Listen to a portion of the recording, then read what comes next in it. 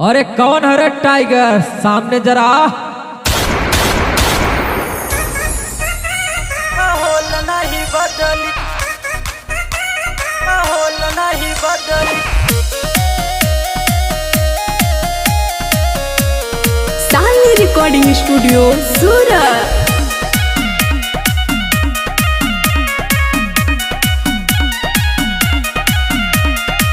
जौन देखावे रंगदारी सुना रील में, मारी द तू गोलियों के भरी महफिल में। कौन हरे करे जा सुना, जौन देखावे रंगदारी सुना रील में, मारी द तू गोलियों के भरी महफिल में। चट्टान हो या पत्थर सब गली, राज करे आज से सुनर पगली। कौनोई बाज के माहौल नहीं बदली, राज करे आज से सुनर पगली। कौनोई बाज के माहौल नहीं बदली,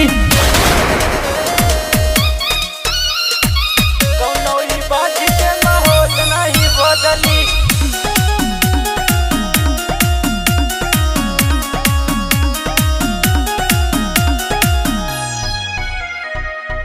ओही से जे करबा ओ करा के गम होई, तो हराई बतिया में बहुत दम होई। गम तो इतना होई कि दम तोड़ दे रे पगली। ओही से जे करबा तो ओ करा के गम होई, तो हराई बतिया में बहुत दम होई।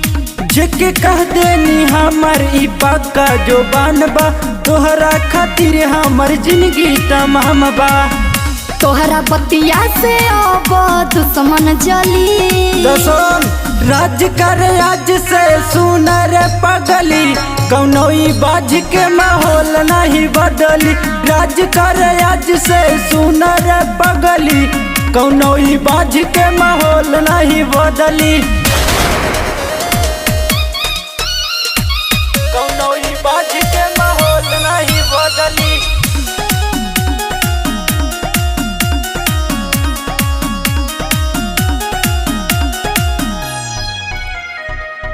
ओकरा पास बाटे बाझ के नजर हो, मार दे तो गोली सुना ए टाइगर हो। बड़ी परेशान कैले बा। अच्छा ओकरा हो पास बावे बाझ के नजर हो, मार दे गोली सुना ए टाइगर हो। हंस के ई बात हम सबसे कहिले, बाज रंग बाज पैर नीचे रखीले। तोहरा जैसन जिगर वाला कहीं ना मिली। ए राज करे आज से सुनर पगली।